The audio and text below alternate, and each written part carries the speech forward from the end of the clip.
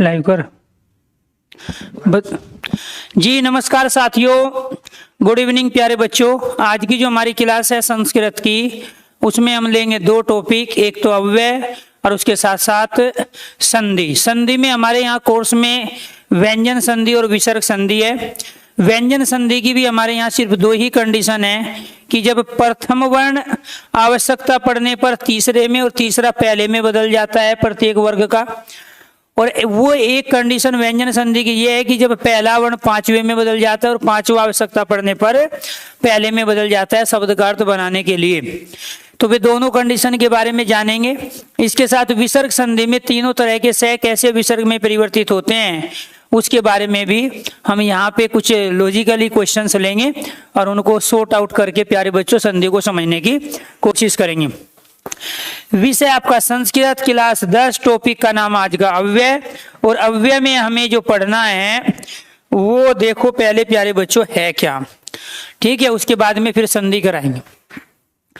संस्कृत के वे शब्द जो सर्वदा एक जैसे ही रहते हैं, संस्कृत के वे शब्द जो सदा एक जैसे रहते हैं अर्थात जो परिवर्तित नहीं होते, बदलते नहीं हैं, जैसे हो ऐसे ही रहे, अव्यय कहलाते हैं। अव्यय का दूसरा नाम अविकारी होता है। क्या होता है? अविकारी, अर्थात जो कभी भी किसी लिंग में, वचन में, काल में, कारक में परिवर्तित नहीं होते हैं, बदलते नहीं, वो सारे के सारे अव्यय कहलाते हैं। जैसे आप हिंदी में प्रयोग करते हो आज, कल, परसों, ठीक है, तो वैसे हिंदी के अव्यय थे, ऐसे संस्कृत के भी अपने अव्यय होते हैं। आज को संस्कृत में क्या कहेंगे? अद्य, ठीक, कल को क्या कहेंगे? सुबह और है, बीता हुआ कल और आने वाला कल।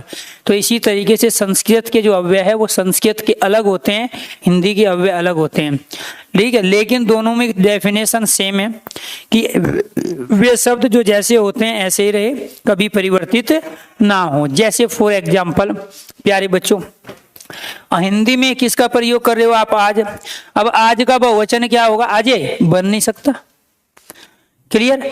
इसमें स्त्रीलिंग में क्या हो जाएगा? आज का आजी नहीं बनेगा, ऐसे कल का कले, कली नहीं बनेगा। तो इसीलिए यहाँ पे जैसे आज हम हिंदी में प्रयोग कर रहे हैं, या मान के चलो धीरे धीरे प्रयोग किया, धीरे प्रयोग किया, या धीरे धीरे प्रयोग किया हिंदी में, तो धीरे का स्त्रीलिंग क्या बनेगा? धीरी, बनता ही नहीं है। बहुवचन में क्या बनेगा? धीरिये, बनेगा ही नहीं। तो ये न तो किसी लिंग में बदल रहे हैं, न किसी आज, कल, परसों, ये न किसी प्यारे बच्चों वचन में बदल रहे हैं, न लिंग में बदल रहे हैं, न पुरुष में, न काल में। तो ये हिंदी के अव्यय कहलाए। अब धीरे को संस्कृत में क्या बोलेंगे? सने सने। क्या बोलेंगे? सने सने। ये अव्यय कहलाए हिंदी के। किसके कहलाए? हिंदी के। ये किसके कहलाए अव्यय? ये संस्कृत के अव्यय कहलाए। क्लियर। तो दो, एक पंथ दो काज करेंगे। तो यहां आपको ध्यान रखना, ऐसे ही आज अद्य, अद्य मतलब आज, ऐसे ही कल सुबह, ऐसे ही एक ये वाला कल सुबह, एक आने वाला कल और एक बीता हुआ कल। तो ये जो अद्य है प्यारे बच्चों, इस अद्य को हम क्या कह रहे हैं? आज कह रहे हैं संस्कृत में। ऐसे सुबह को क्या कह रहे हैं? हम कल कह रहे हैं। ऐसे है को क्या कह रहे हैं? हम कल कह रहे हैं। तो ये अपने आप में अब ये अद्य नहीं बदल सकता, ये कल नहीं बदल सकता। तो इसी वजह से ये क्या कहलाए? अव्यय। संस्कृत के वे शब्द जो सर्वदा एक जैसे ही रहे अर्थात बदले ना, परिवर्तित ना हो। किसमें? किसी भी विभक्ति में, किसी भी वचन में, किसी भी लिंग के आधार पर कोई परिवर्तन नहीं होता, उन्हें अव्यय कहते हैं। और अव्यय का ही दूसरा नाम क्या होता है? अव्यय का दूसरा नाम होता है अविकारी शब्द। क्या कहलाएंगे ये? अविकारी शब्द। क्लियर।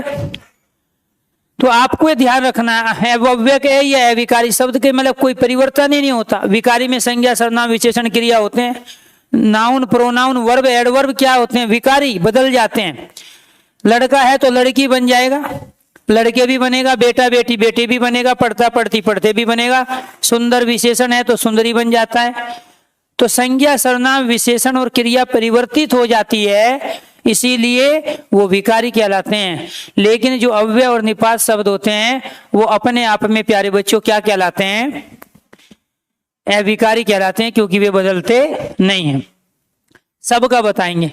अब यहाँ पे ये संस्कृत में डेफिनेशन दे दी सैद स्त्रीषु लिंगेषु सर्वासु विभक्तिषु वचनेषु च सर्वेषु यतन्वेति तयवयम्, कि जो किसी भी लिंग में, वचन में, काल में, कारक में, विभक्ति में परिवर्तित ना होता वो अव्यय कहलाता है। अब एक शब्द आया, ये प्यारे बच्चों यहाँ अव्यय, व्यय का अर्थ होता है खर्च। मैंने 10 रुपये व्यय करके एक पेन खरीदा, तो व्यय का अर्थ क्या हुआ? खर्च। और इसमें आगे ए लगा दे तो क्या कहला? ए खर्च, अर्थात जो जैसा है ऐसा ही रहे। आप घर से जब निकले तो 100 रुपया लेके निकले मम्मी से, लेकिन आपके दोस्त ने आपको खाना पीना खिला दिया, आपका किराया दे दिया, तो आपके पास वे 100 रुपये क्या हो गए? ए खर्च हो गए। अर्थात जैसे थे ऐसे के ऐसे ही रहे।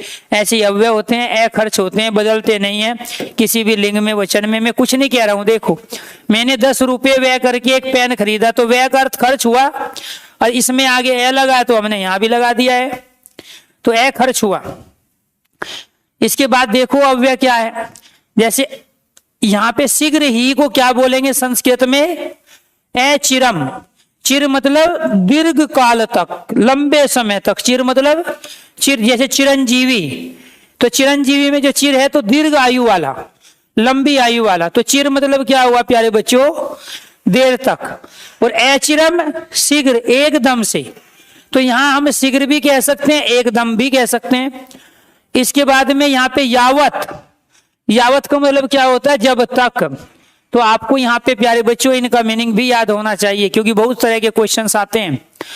तो यहाँ अव्यय ये शब्द होते हैं, ये न तो ये बदलेंगे, शीघ्र का शीघ्री बना दोगे, शीघ्रे नहीं बनेगा, ये हिंदी का है। जब का जबी, जबे नहीं बन सकता, ठीक है। तक का तकी, तके नहीं बनेगा, न तो ये बदलते हैं किसी लिंग में। अचानक का बना दोगे, अचानके, अचानकी नहीं बनेगा। तो इसीलिए ये सारे अव्यय कहलाते हैं। ये हिंदी वाले अव्यय हैं और ये संस्कृत वाले अव्यय हैं। तो इसलिए अचिरम का मतलब होता है शीघ्र ही, यावत का मतलब होता है जब तक, तावत का मतलब होता है तब तक। इसमें यहाँ तय आया है, यहाँ भी तय, तब तक। यावत तावत यानी कि जब तक तब तक, लर्न करने हैं, याद करने हैं ये। सहसा अचानक, अचानक शब्द हिंदी का है, सहसा शब्द संस्कृत का है। अब सहसा का मतलब एकदम से। ऐसे सुबह, ये वाला सुबह, इसका मतलब है आने वाला कल। संस्कृत में ये जो सुबह लिखा हुआ है ये क्या कहलाता है? आने वाला कल है। क्या कहलाएगा? बीता हुआ कल। ये आता है, बहुत पूछा जाएगा, सेंटेंस में प्रयोग करना है, ये आपको ध्यान रखना है। क्लियर? नेक्स्ट देखिए, इसके बाद सने सने, धीरे धीरे, ये हमारे कोर्स में है, क्वेश्चन आएंगे 100%। इसके बाद संप्रति, सांप्रतम, अधुना, इदानीम एक ही सेंस में होते हैं, इस समय। संप्रति मतलब इस समय, सांप्रतम मतलब इसी समय, अधुना मतलब अभी इसी समय, इदानी मतलब अभी इसी समय। तो इसको हम क्या बोलेंगे? इस समय कहेंगे या फिर अभी कहेंगे? अभी। क्या बोलेंगे? अभी। अब इस अभी के लिए और इस समय के लिए हम क्या प्रयोग करें? इदानीम, अधुना, सांप्रतम, संप्रति। क्लियर? याद रखने। अत्र, यहां, हिंदी में यहां बोलते हैं और इसमें संस्कृत में बोलेंगे इसको अत्र। न तो आप यहां को बदल सकते, यहीं, ये नहीं बनेगा, ठीक है। यहीं, ऐसे यहां बहुत, बहुत मतलब अत्यंत, मतलब बहुत ज्यादा, अधिक। तो इस बहुत को क्या बोलेंगे संस्कृत में? तो आपके कोर्स में ये भी है, आपके कोर्स में ये भी है, आपके कोर्स में ये भी है, अत्र भी। ये सारे याद रखने हैं आपको। फिर वहां क्वेश्चन दिखाऊंगा अभी कहाँ कैसे पूछेंगे, करेंगे तो कल हमें इनको। अत, अत मतलब आरंभ या इसके बाद। अत, रुको अभी आरंभ करता हूं, अभी शुरू करता हूं। अलम, अलम का मतलब निषेध, ठीक है। अलम का मतलब क्या होता है? निषेध। ये यहां लिखा है योगे तृतीया विभक्ति। अगर कहीं तृतीया विभक्ति में हम अलम का प्रयोग करते हैं, कहते शोर मत करो, तो जो मत है उस मत के अर्थ में ही अलम आता है। शोर मत करो, अगर यहां हम किसी चीज को मना करें तो संस्कृत में उसके लिए हम अलम शब्द का प्रयोग करते हैं। किसका प्रयोग करते हैं? अलम। इसके बाद में प्यारे बच्चों यहाँ पे अद्य, ये वाला अद्य देखो, ये क्या है? आज। ये यहाँ पे ये विभक्ति की बात की है कि पर्याप्त समर्थ, ये सब में चतुर्थी विभक्ति होती है पर्याप्त समर्थ में, और इसमें जो है निषेधात्मक अलम में तृतीय विभक्ति होती है। तो हिंदी में जिसको आप आज कह रहे हो, संस्कृत में उसे क्या बोलेंगे? अद्य। ऐसे जिसको आप यहाँ हिंदी में या कह रहे हो, उसको क्या बोलेंगे संस्कृत में? अथवा। क्लियर? ऐसे जिसको आप भी कह रहे हो हिंदी में, उसको क्या बोलेंगे? अपी। वो क्या आएगा? अपी। ये पीडीएफ दे देंगे आपको, ठीक है? अन्यथा, नहीं तो, ठीक है? ये तो आप आ जाओ, नहीं तो मैं जा रहा हूं। ये तो आप लाइव हो जाओ, नहीं तो मैं क्लास बंद कर रहा हूं। ठीक है? तो इसका मतलब क्या हुआ? नहीं तो के स्थान पे क्या लिखेंगे? अन्यथा। ठीक है? अतः, संस्कृत के अतः को हिंदी में क्या बोलते हैं? इसलिए। यहां बहुत अधिक को क्या बोलेंगे? अतीव। हाँ को क्या बोलेंगे? आम। ट्रू एंड फॉल्स नहीं होते हैं, तो ट्रू क्या होता है? हाँ। क्लियर? तो इसीलिए संस्कृत में क्या बोलेंगे? आम। ऐसे इधर उधर, इत इस्तत, इधर उधर को क्या बोलेंगे? अब इसका इधरे और इधर ही नहीं बना सकते, ऐसे ये भी नहीं बदलेंगे। इसके बाद समाप्त को क्या बोलेंगे? इति। इति सिद्धम, समाप्त कर दिया गया। इसको, इस समाप्त को क्या बोलेंगे? इति। ऐसे जोर जोर से या ऊंचे को क्या बोलेंगे? ऊंचे। आप जोर जोर से बोल रहे हो, चिल्ला रहे हैं जोर जोर से, तो वो क्या कहलाता है? ऊंचे। जोर जोर से या ऊंचे को क्या बोलते हैं? ऊंचे। क्लियर? वो हिंदी का है, ये संस्कृत का है, ये अव्यय है। एव को क्या बोलेंगे? ही। संस्कृत में क्या बोलते हैं? एव। ऐसे ही एक बार को क्या बोलेंगे? एकदा। एक बार, एकाग्रा में किसान कृष्यति, तो यहाँ एक बार मतलब एकदा। एवं, इस प्रकार, ऐसे। ये जो आप एवं का प्रयोग करते हो, इस प्रकार, ऐसे की सेंस में। क्या को क्या बोलेंगे? किम। जो क्वेश्चन नहीं बनाने को आते हैं, 5 नंबर का क्वेश्चन होता है, वहां पूरा सेंटेंस देगा, वो कहेगा इसका प्रश्न का निर्माण करो, आंसर भी उसी में ही होता है। उस आंसर को निकाल के उसकी जगह आपको ये लिखना होता है। ठीक है? क्या का मतलब क्या है? किम। इसके बाद परंतु, लेकिन को क्या बोलेंगे? किंतु। कब को क्या बोलेंगे? कदा। कहां से को क्या बोलेंगे? कुतः। क्या बोलेंगे? कुतः। संस्कृत पहली बार पढ़ रहे हैं, सब कुछ समझ में आ जाएगा, कुंदन टेंशन मत लो। लेकिन आपको थोड़ा सा, जैसे इंग्लिश में क्या करते हो आप? शब्दों को याद करते हो, जिसका मीनिंग नहीं पता डिक्शनरी देखते हो या किसी से पूछते हो। ऐसे ही आपको ना तो यहाँ डिक्शनरी देखने की जरूरत है, ना पूछने की जरूरत है। जो काम की चीज है उसको एक बार यहाँ पढ़ने के बाद में एक बार दोबारा से फिर पढ़ लेना है, इतने में याद हो जाएगा। ठीक है? तो इसीलिए आपको ध्यान रखना है, कहाँ से के लिए हम क्या प्रयोग करेंगे? कुत। ऐसे ही प्यारे बच्चों, कहाँ के लिए किसका प्रयोग करेंगे? कुत्र का, काऊ का। ठीक है? ये क्वेश्चन निर्माण में आएगा। कुत्र, कुए, कुएचती। और को क्या बोलते हैं? चे। अभित को क्या बोलते हैं? दोनों ओर। चारों ओर को क्या बोलेंगे? परित।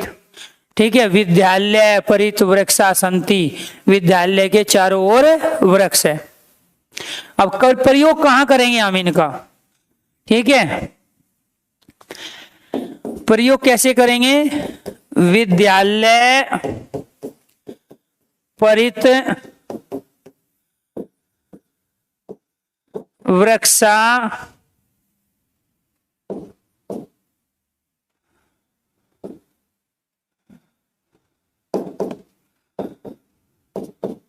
संति। विद्यालय के चारों ओर वृक्ष है। आपके विद्यालय के चारों ओर वृक्ष होंगे, तो यहां परित हो गया। परित मतलब चारों ओर। क्लियर? सर्वर्थ, सभी ओर। उभयत, दोनों ओर। उभय का भी प्रयोग अभित का भी करते हैं, और उभयत। उभयत मतलब दोनों, अभित मतलब दोनों।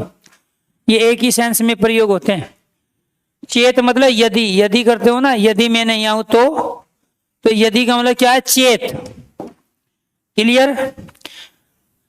इसके बाद में चिरम, देर तक। आप देर तक पढ़ा करो, आराम आराम से खाना खाया करो, ठीक है। देर तक, चिरम, वहां के लिए क्या प्रयोग करेंगे? तत्र, तत्र मतलब वहां, यत्र मतलब यहां, इधर से, यहां से इत, उसके बाद वहां से तत्, फिर भी, तथापि, तब, तदा, तो, तही, तरही क्या कहलाता है? तो, ठीक है।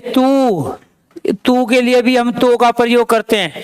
तावत, तब तक, ये दोबारा रिपीट हुआ है। तर्षणीम, चुप, दिन, दीवा बोलते हैं संस्कृत में, दीवा। नहीं को क्या बोलेंगे? ने। नीचे को क्या बोलेंगे? यहां विसर्ग लगा देंगे, 2 मात्रा होगी नीचे। निश्चयी, नूनम, नूनम मतलब निश्चयी, ये क्या कहलाए? अव्यय कहलाए। ऐसे प्यारे बच्चों, नो चेत, नहीं तो। पुण्य को क्या बोलेंगे? फिर। प्रातः को क्या बोलते हैं हिंदी में? सवेरे। पश्चात को क्या बोलते हैं? बाद में, ठीक है। प्रभूति को क्या बोलेंगे हिंदी में? से। परंतु को क्या बोलेंगे? किंतु, लेकिन, ये रिपीट हो रहा है। पूरा को क्या बोलेंगे? पुराने समय में, अर्थात पहले। पूरा मतलब प्राचीन, पूरा मतलब पहले, पूरा मतलब पुराने समय में, ठीक है। ऐसे ही सायं, शाम, सायं किसको बोलते हैं? शाम को।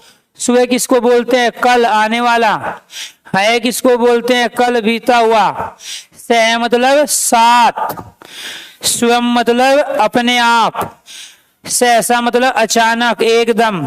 और इसम का मतलब क्या है? था, थे, थी। था, थे, थी के लिए किसका प्रयोग करेंगे? इसम। ऐसे सर्वर्थ, सभी जगह। अतकिम, और क्या? तथा, वैसे। परस्परम, आपस में।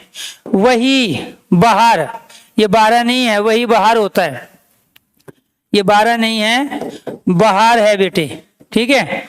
हाँ, ये गलत लिखा हुआ है। इसके बाद बहुधा, अनेक, अक्सर, ठीक है। बाडम, हाँ, बाडम मतलब भी हाँ होता है। इसके बाद माँ, नहीं, माँ नहीं के अर्थ में माँ का भी प्रयोग करते हैं। इसके बाद में भूय, बार बार। यत, की, तत्र, जहां, यदि, अगर, यद्यपि, अगर, यावत, जब तक, ये 3 बार आ चुका है। यत, जहां से, यदा, जब, वा, या, विना, बिना, व्यथा, बेकार, व्यर्थ, सने, धीरे, सर्वदा, सदा, सदैव, नित्य। क्लियर? चलो जी।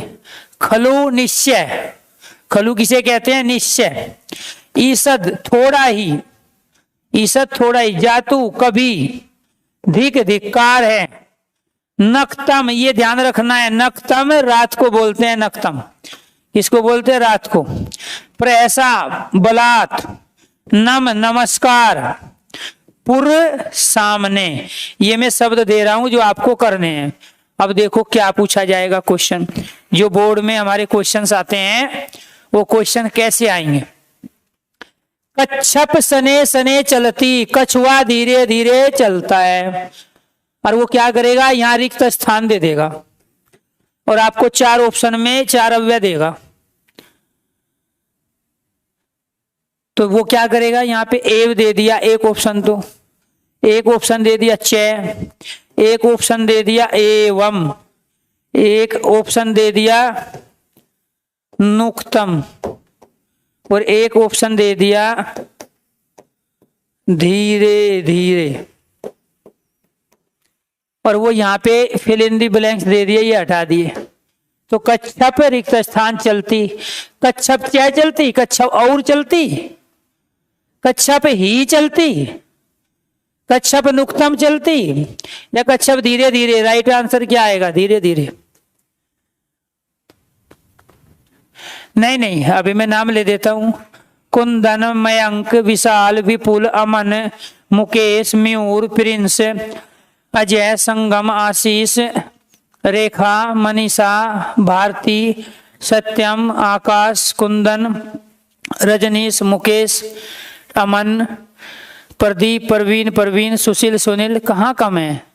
बहुत सारे बच्चे लाइव रहते हैं, आपको पता ही नहीं है। 6000 बच्चे कोर्स में पढ़ रहे हैं और 6000 में 1000 बच्चा लाइव हो जाता तो कमेंट नहीं ले पाते हम। इसीलिए तो ज़्यादा जोर होता है कि कॉन्सेप्ट को क्लियर करो, बच्चों को जी लगा के पढ़ाओ, क्योंकि जो आप पूछते हो जब हम पढ़ा देते हैं वो अपने आप ही डाउट कंप्लीट हो जाते हैं। तो इसीलिए प्यारे बच्चों क्या है, ए चिरम गरहम गच्छम, ये ए चिरम क्या है, अव्यय। वाक्यांशु केसाचित अव्यय पदानी प्रयोग, वाक्यों में कौन कौन सा शब्द अव्यय के रूप में प्रयोग हुआ है। तो यहाँ सने सने धीरे धीरे, यहाँ एचिरम देर तक, सुबह कल है कल बीता हुआ, सहसा अचानक, इदानीम इस प्रकार। ये जो मैंने सर्कल किए हैं ये सारे के सारे इसमें अव्यय है। कौन से शब्द है ये सर्कल किए हैं, ये सारे के सारे अव्यय शब्द है। क्लियर, ऐसे छांटने को देगा या रिक्त स्थान दे देगा आपको। ठीक, अतः रामायण कथा आरंभते यद्यपि अद्यावकाश अस्ति तथापि अहम कार्यम मुक्त नास्मि। तो यहाँ यद्यपि अद्य ये सब क्या है, तथापि ये अव्यय शब्द है। ठीक है, यहाँ यद्यपि भी क्या है, अव्यय, अद्यपि आज, इसके बाद तथापि किंतु परंतु, अत ये भी है, यहाँ अत्र ये भी, कुत्रापि ये भी अव्यय है, इतिष्ठम ये भी अव्यय है, यत्र तत्र। ठीक है, ये यत्र और तत्र अव्यय है, अधुना यहाँ अव्यय है। तो वो छांटने को देगा कि अव्यय शब्द बताइए कौन सा है। नहीं नहीं नहीं, आप ब्लॉक नहीं हो। ऋतिक नहीं, आपका कमेंट आ रहा है, आप अच्छे से देख रहे हैं। चलो जी, तो ये क्या है, किसी भी लिंग वचन काल कारक में परिवर्तित नहीं होते। अब यहाँ पे ये सब इन सेंटेंसों में प्रयोग किए गए हैं अव्यय शब्द। क्या प्रयोग किए गए हैं, अव्यय शब्द। अब यहाँ देखो क्या है, समुचित अव्यय मंजूषात गृहीत्वा रिक्त स्थान पूर्ति। यहाँ रिक्त स्थान दे दिया, अव्यय पूछ रहा है कौन सा अव्यय आएगा। एक बॉक्स देगा वो आपको, और उस बॉक्स में ये 10 सेंटेंस दे दिए, और यहाँ पे ये मंजूषा है, माँ बही मुहु अन्यथा एकदा सने सने चिरम नूनम ऊंचोर कुत्र। ठीक है, ये भी 10 ही है, 1 2 3 4 5 6 7 8 9 और 10, 10 ही सेंटेंस है। कौन सा अव्यय किस सेंटेंस में आएगा, कौन सा अव्यय। हाँ, पीडीएफ मिलेगी, बिल्कुल मिलेगी।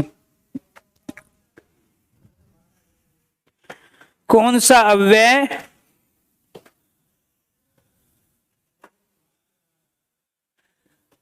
किस सेंटेंस में आएगा वो आपको लिखना है। क्लियर, वो जब सारी चीज सीख लोगे तब। अधोलिखित वाक्येषु अव्यय पर चित्वा लिखत, इसमें भी वही काम करना है। ठीक है, इस तरीके से क्वेश्चन आते हैं। अब यहाँ पे दे दिया कोष्ठाकाशु शुद्ध अव्यय पर चित्वा लिखत। अब बताओ यहाँ क्या आएगा, अहम भ्रमणाय गमिष्यन्ति, स्व अहम में भ्रमणाय गमिष्यन्ति, मैं घूमने जाऊंगा। ठीक है, तो ये क्या आएगा, मैं घूमने जाऊंगा, आने वाला कल कि बीता हुआ कल। अब एक तो इसमें आने वाला कल है, एक बीता हुआ कल, इन दोनों में से एक आएगा। गमिष्यन्ति मतलब जाऊंगा आने वाले समय में, अहम मतलब मैं, भ्रमणाय मतलब घूमने। अभी आपने क्या पढ़ा, देखो इतने जल्दी चीजों को नहीं भूलना है, दिखा देते हैं। आपको शुरू में ही बताया गया था,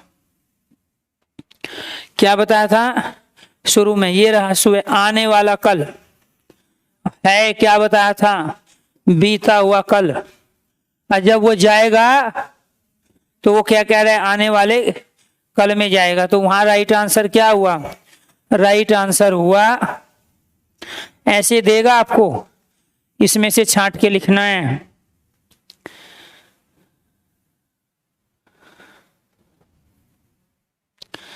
इसमें से छांट के लिखना है। तो यहाँ पे आ जाएगा सुबह, 2 में से एक आएगा यहाँ।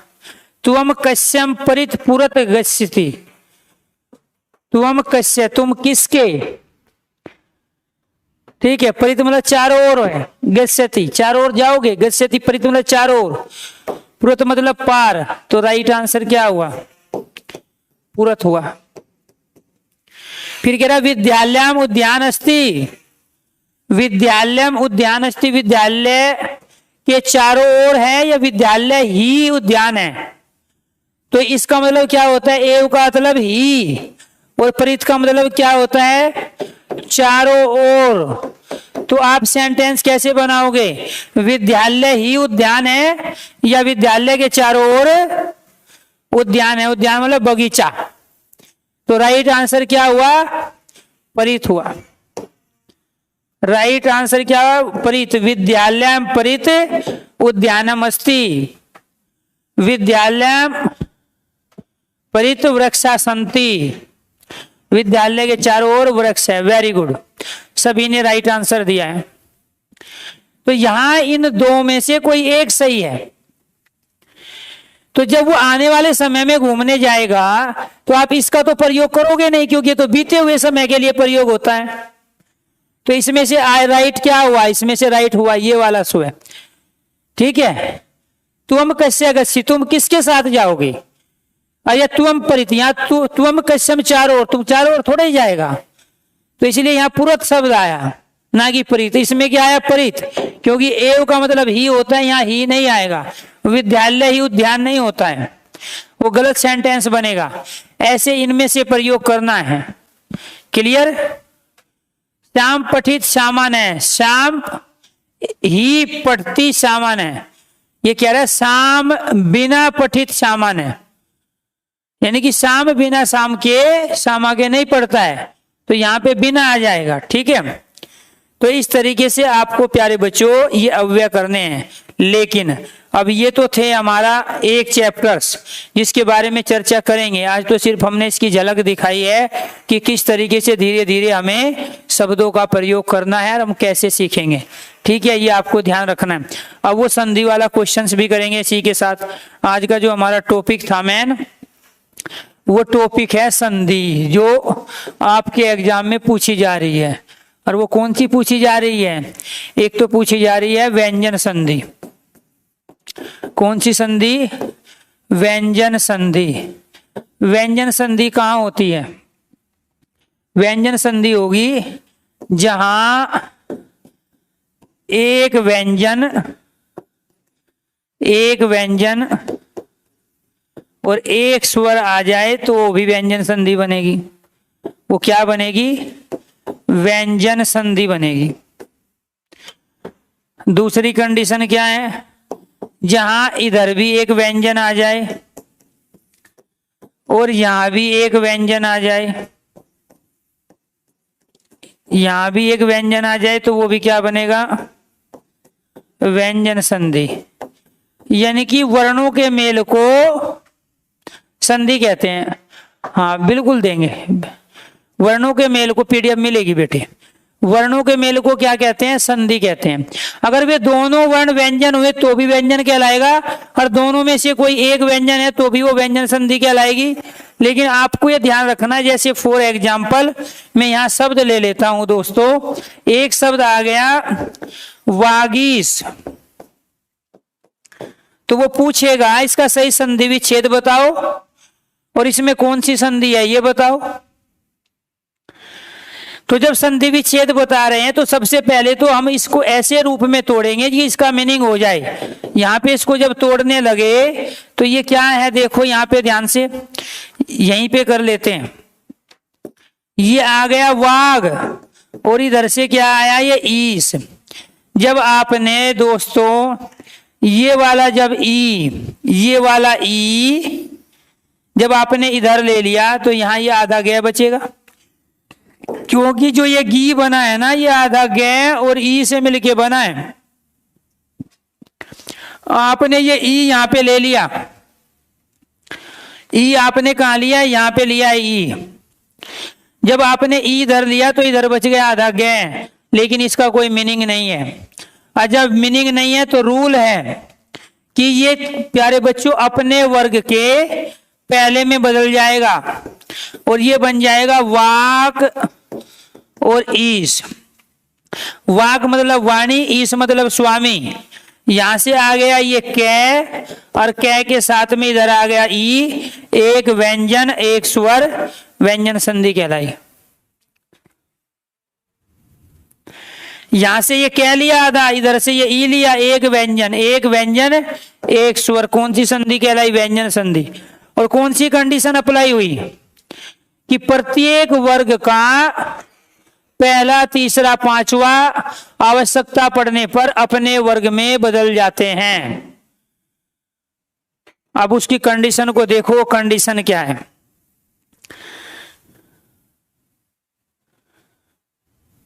कंडीशन दोस्तों ये है, यहां पे ये होते हैं 5 वर्ग। एक होता है कै वर्ग, कै, खे, गे, घे और गे।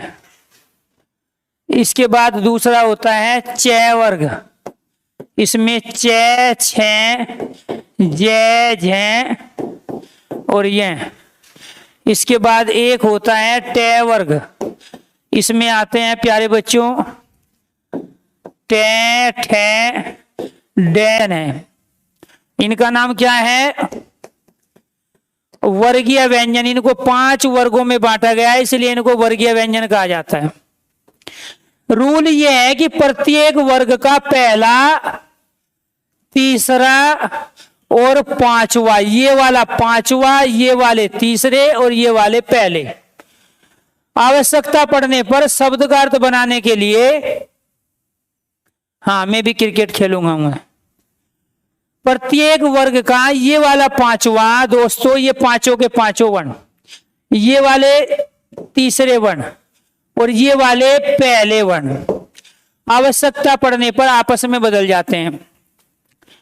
मान के चलो आप 5 दोस्त हो और 5 दोस्त में से एक आपके उस टीम का प्यारे बच्चों कैप्टन है, हेड है। अब ये जो तीसरा जो खिलाड़ी है और 5वां जो खिलाड़ी है आपके साथ, ये अच्छी परफॉर्मेंस नहीं करता, की होगी इस टीम लीडर की होगी, क्योंकि इसकी पूरी टीम इसके कै के नाम से जानी जाती है और ये टीम जानी जाती है चै के नाम से, ये टे के नाम से, ये तय के और ये पैसे। तो जब ये वाला आदमी 5वां और ये तीसरा अपना काम सही से नहीं करता, तो इस पहले की जिम्मेदारी है कि ये उस काम को करके देगा जो इन्होंने नहीं किया। जब 2 दोस्त खराब निकलते हैं तो उनका जो कैप्टन होता है, लीडर होता है, उसकी जिम्मेदारी बढ़ जाती है। तो जब शब्द के अर्थ इन तीसरे से 5वें से नहीं बनेंगे, तो ये 5वां और तीसरा पहले में बदल जाएगा, या ये पहला तीसरे और 5वें में बदल जाएगा। जैसे अभी बदला है, देखो अभी क्या बदला है, ये तीसरा अपने वर्ग के पहले में बदला है, ये आधा गे आधे क्या में, आधा वर्ण आधे में बदला है। यानी कि ये वाला गे ये किस में बदल गया, कै में बदल गया। गे किस में बदल गया, जैसे शब्द आ गया, देखो यहां शब्द आ गया दिग्गज, तो यहां पे इसका कोई अर्थ नहीं हुआ। इस वाले दिग का, गज का अर्थ तो होता है, आपने पढ़ा भी है, लिखा भी है, सुना भी है, देखा भी है। तो दिग्गज जो होता है अपने आप में, गज का मतलब हाथी भी होता है, गज का मतलब ताकतवर भी होता है। दिग्गज अपने में दिग्गज है, ताकतवर है, ठीक है। तो यहां इसका कोई मीनिंग नहीं है। जब मीनिंग नहीं है तो ये तीसरा किस में बदल जाएगा, कै में। दिग मतलब दिशा, गज मतलब ताकतवर, जो चारों दिशाओं में ताकतवर होता है वो दिग्गज कहलाएगा। क्लियर। तो यहां क्या हुआ, ये तीसरा बदल गया अपने वर्ग के पहले में। ऐसे दूसरे देखो शब्द, और यही यहां पे आपके कोर्स में भी है, दिग्दर्शन। क्या है, दिग्दर्शन। तो ये कैसे हो गया, ये दिग और ये क्या हो गया, दर्शन। यहां इसका तो मीनिंग है लेकिन इसका मीनिंग नहीं है।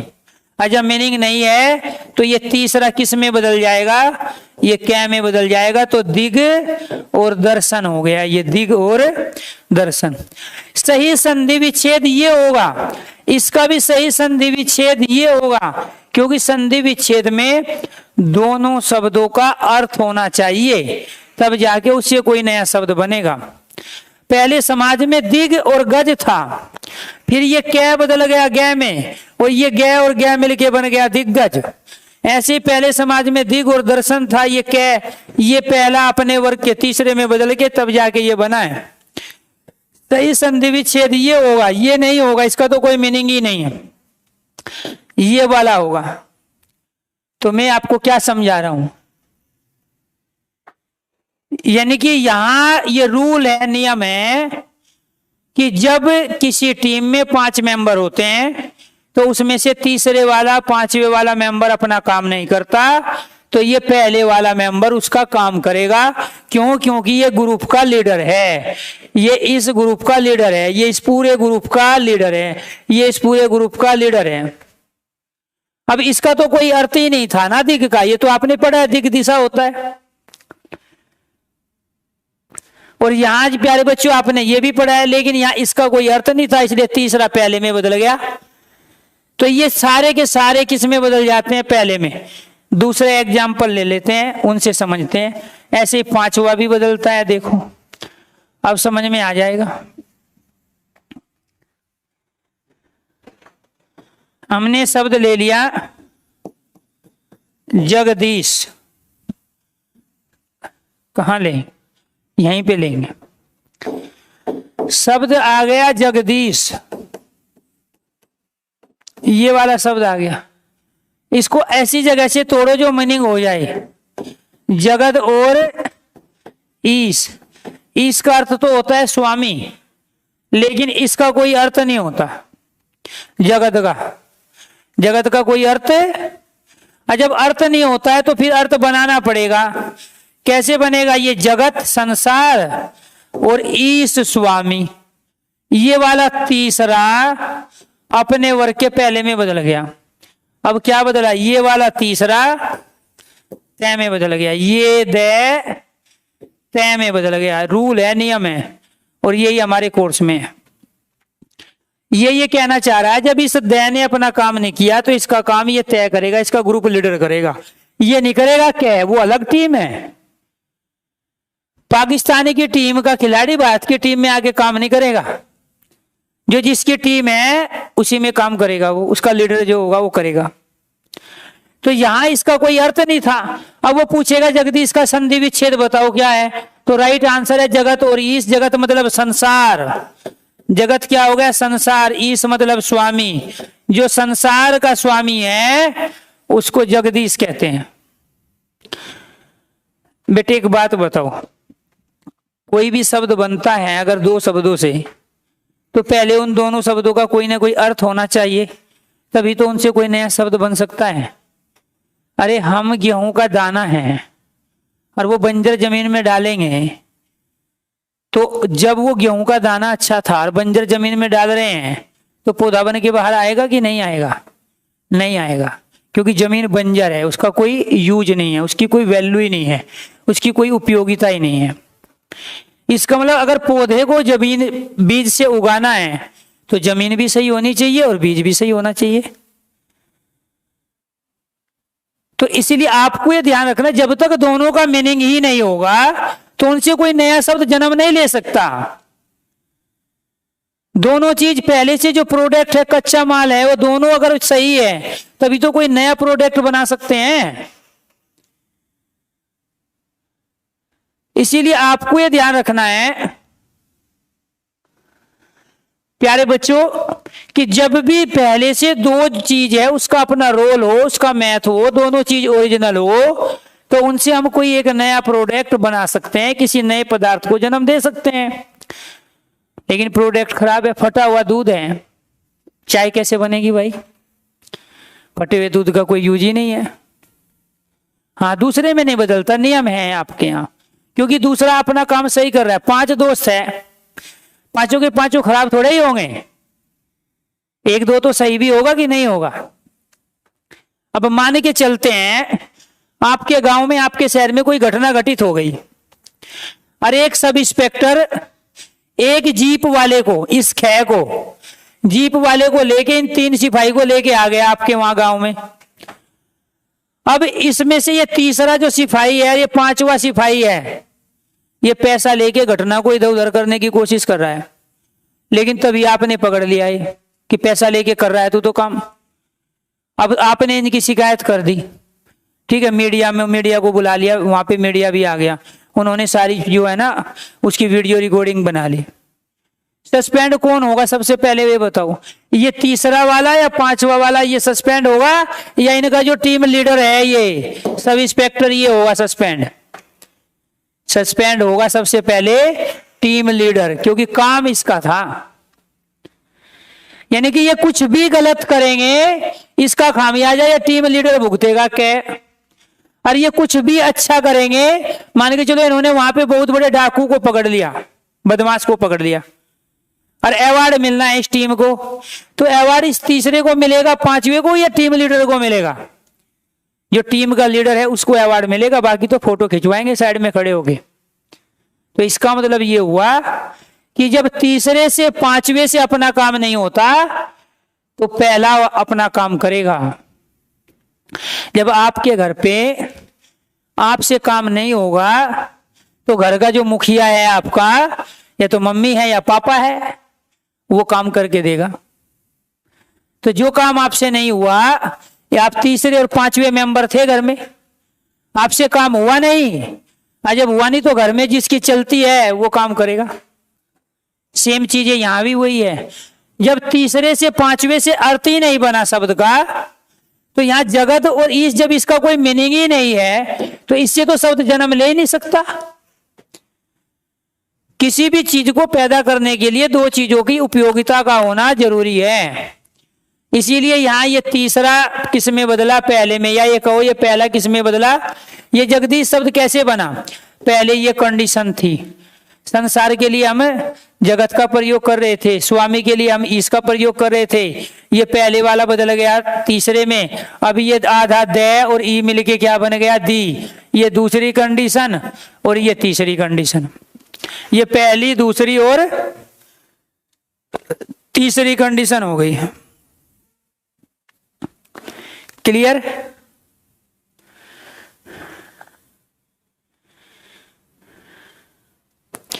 चलो जी,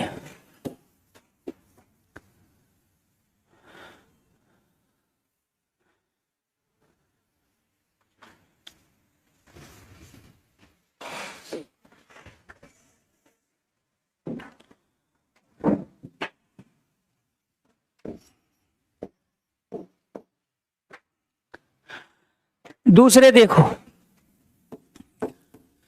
शब्द आ गया जगन्नाथ।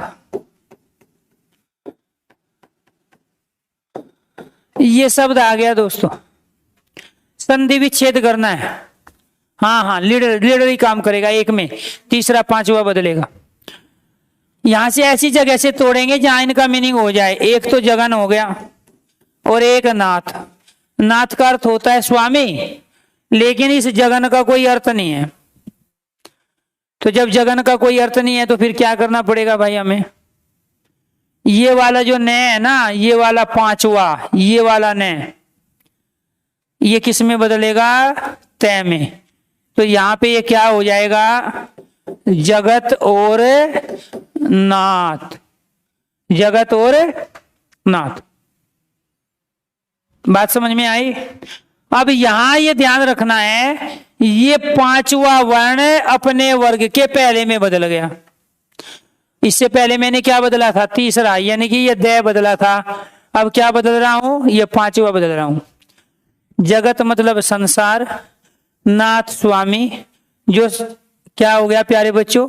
संसार का जो स्वामी है वो कहलाया जगन्नाथ। क्या कहलाया? जगन्नाथ। इस जगन का कोई अर्थ ही नहीं, ना ये आपने पढ़ा, ना सुना, ना लिखा, ना देखा। और जो शब्द आज तक ना तो आपने पढ़ा हो, ना सुना हो, ना लिखा हो, ना देखा हो, समझ लो उसका अर्थ नहीं होता, उसका अर्थ नहीं होता है। क्लियर? तो इसीलिए यहां पांचवा बदल गया पहले में। सही संधि विच्छेद कौन सा हुआ? ये जगत और नाथ। दूसरी कंडीशन ये बनी, तीसरी में जाके 250 साल बाद ये शब्द बनाया जाके।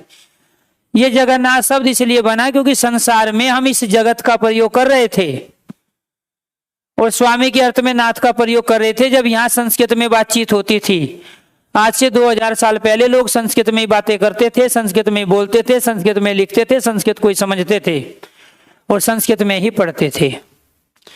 लेकिन धीरे धीरे भाषा अपने रूप को परिवर्तित करती रहती है। 1000 ईस्वी के आसपास हिंदी विकसित हुई। 1000 ईस्वी से पहले हिंदी नहीं थी यहाँ। उससे पहले यहाँ अवहट थी, अपभ्रंश थी, पाली थी, प्राकृत थी और उनसे सबसे पहले संस्कृत थी। भारत की सबसे प्राचीन और पहली भाषा संस्कृत, फिर संस्कृत बदल गई पाली में, फिर प्राकृत में, फिर अपभ्रंश में, फिर अवहट में, फिर प्राचीन हिंदी, फिर आधुनिक हिंदी चल रही है। जब आप बूढ़े हो जाओगे यहाँ हिंदी नहीं बोली जाएगी, यहाँ इंग्लिश बोली जाएगी। क्या बोली जाएगी? इंग्लिश। ठीक है, जब आप बूढ़े हो जाओगे यहाँ क्या बोली जाएगी? इंग्लिश बोली जाएगी। क्यों? आपके जो बच्चे होंगे ना वो इंग्लिश बोलेंगे, आधी हिंदी और आधी इंग्लिश बोलेंगे।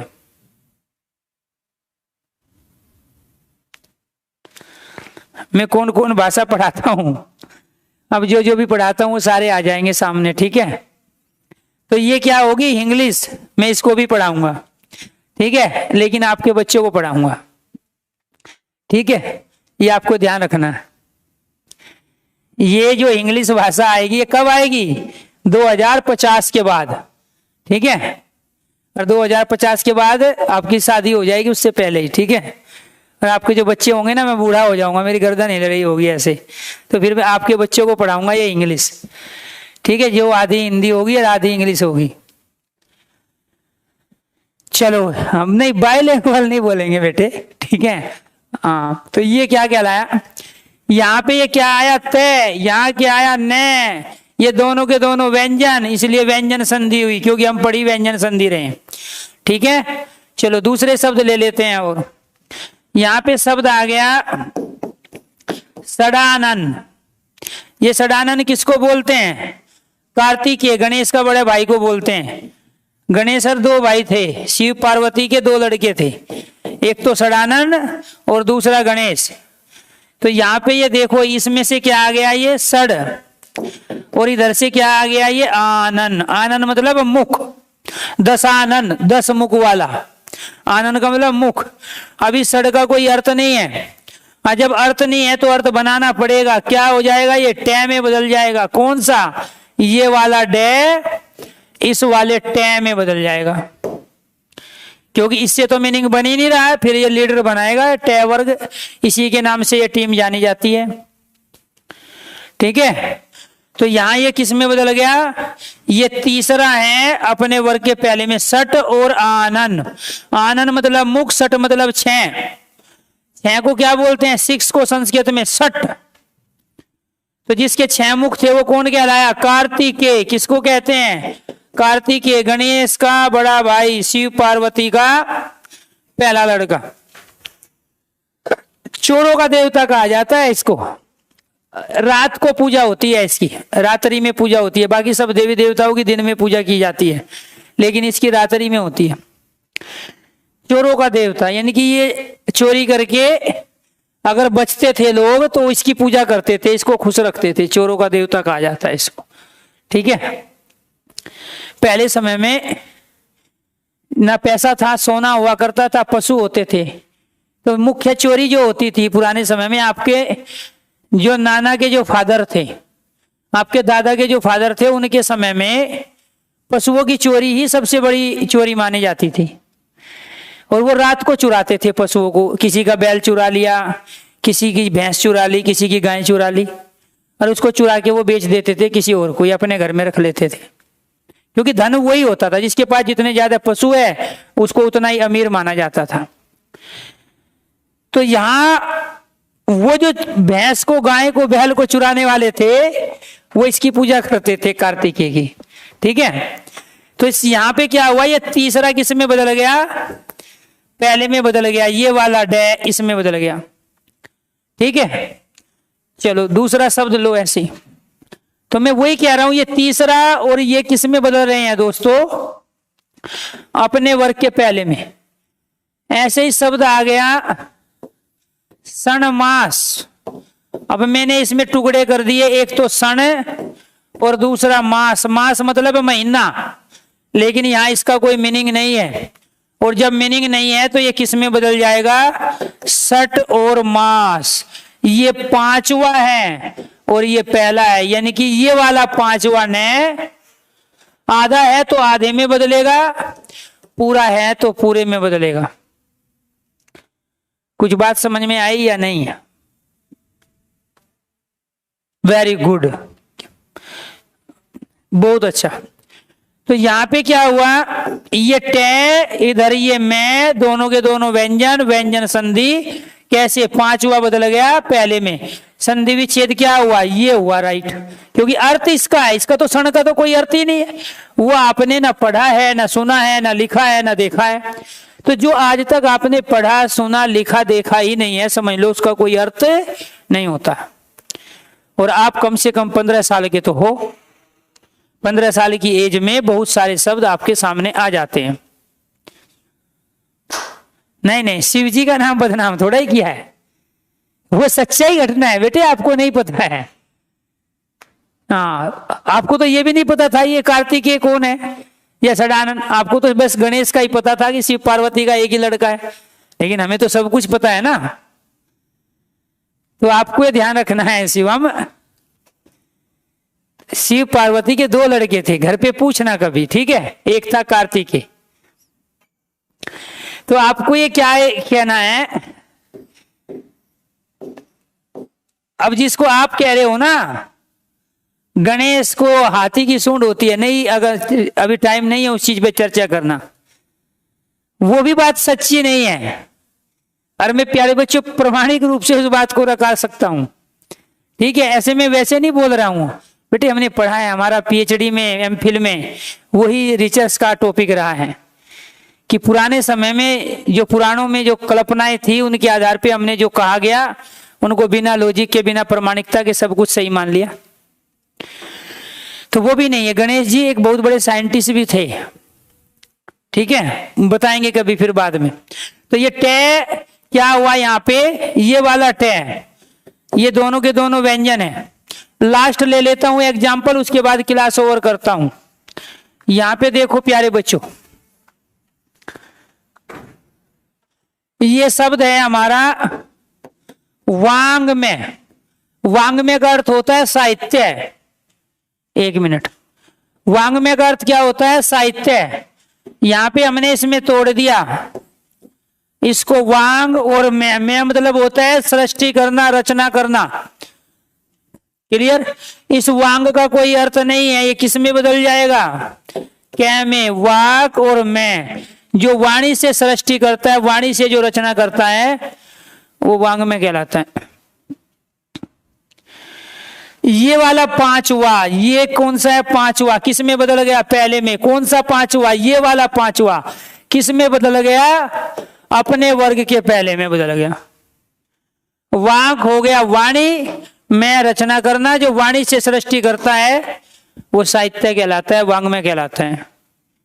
तो आज आपको ये बताया गया, अपना कोर्स उठा के देखना, जो मैंने कल समझाया था वो पीडीएफ डलवा देंगे, कि उसमें संधि का जो टॉपिक था पहला, व्यंजन संधि का पहला टॉपिक ये था कि प्रत्येक वर्ग का पहला अपने वर्ग के तीसरे और पांचवे में आवश्यकता पड़ने पर बदल जाते हैं, शब्द का मीनिंग बनाने के लिए, शब्द का अर्थ बनाने के लिए।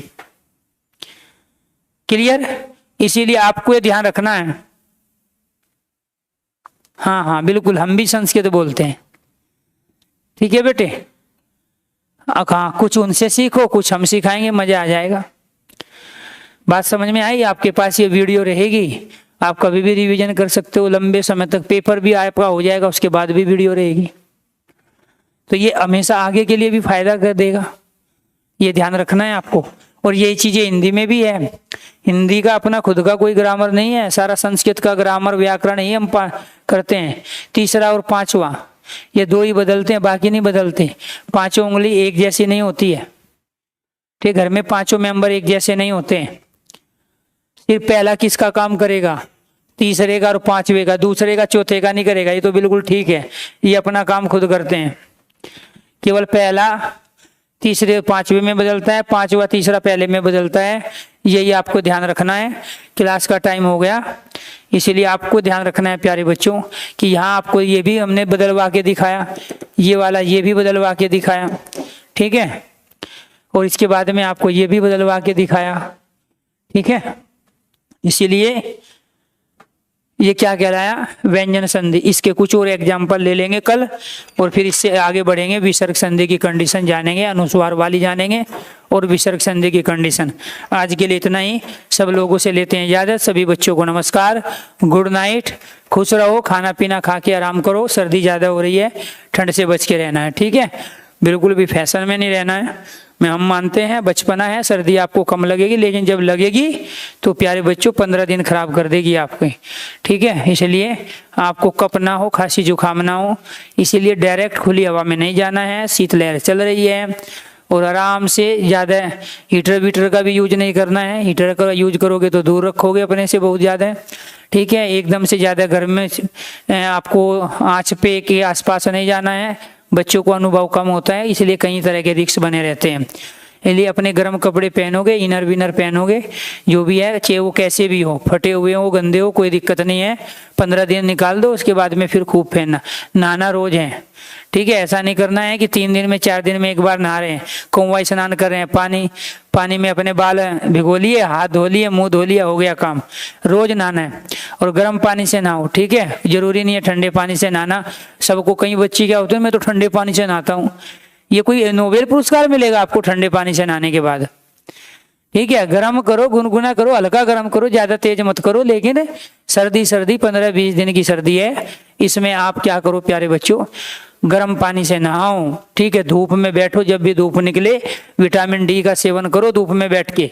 आप लोगों की हड्डियां, जो नई जनरेशन है, हड्डियां वास्तव में कैल्शियम की वजह से भी कमी है, और शरीर में बाद में जब 45-50 साल के हो जाते हैं, खासकर शहरों के बच्चे जो पूरा दिन घर के अंदर रहते हैं, उनमें बहुत तरह की प्रॉब्लम आती है, ठीक है। उनमें विटामिन डी की भी कमी पाई जा रही है, विटामिन ई की भी कमी पाई जा रही है। इसीलिए जब भी मौका मिले धूप में बैठने का, तो आपको धूप में बैठना है, ठीक है। Thank you. चलो अब करते हैं, सभी को नमस्कार, गुड नाइट, बाय बाय।